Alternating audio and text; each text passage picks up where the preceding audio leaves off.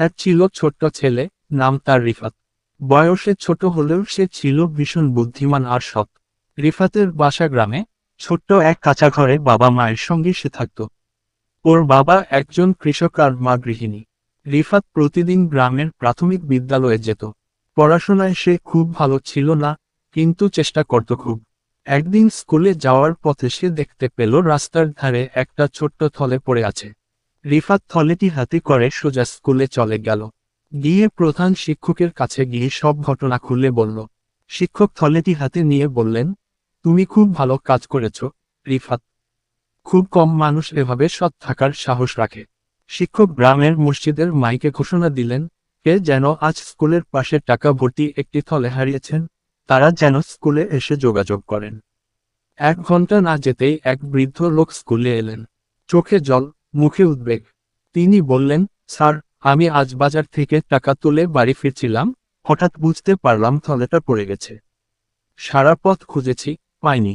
শিক্ষক তাকে কিছু প্রশ্ন করলেন, থলেতে কত টাকা ছিল, কোন রঙের থলে ইত্যাদি। সব উত্তর মিলে যাওয়ায় শিক্ষক নিশ্চিন্ত হয়ে থলেটি তাকে দিয়ে দিলেন। বৃদ্ধ রিফাতকে বললেন, বাবা, তুমি না থাকলে আমার সর্বনাশ হয়ে যেত। এই টাকাগুলো দিয়ে আমি মেয়ের বিয়ের আয়োজন করছিলাম। রিফাত হেসে বলল, চাচা, এটা আমার দায়িত্ব ছিল। টাকা আমার না, তাই আমি ফেরত দিয়েছি। বৃদ্ধ তার পকেট থেকে কিছু টাকা রিফাতকে দিতে চাইলেন পুরস্কার হিসেবে। কিন্তু রিফাত নিল না। সে বলল, চাচা, আমার পুরস্কার হলো আপনার হাসিমুখটা।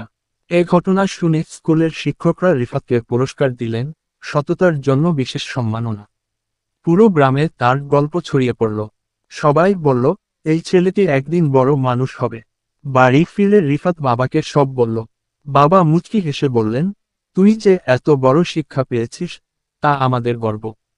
সৎ মানুষ কখনো হারায় না, বরং সে সবার মন জয় করে নেয়।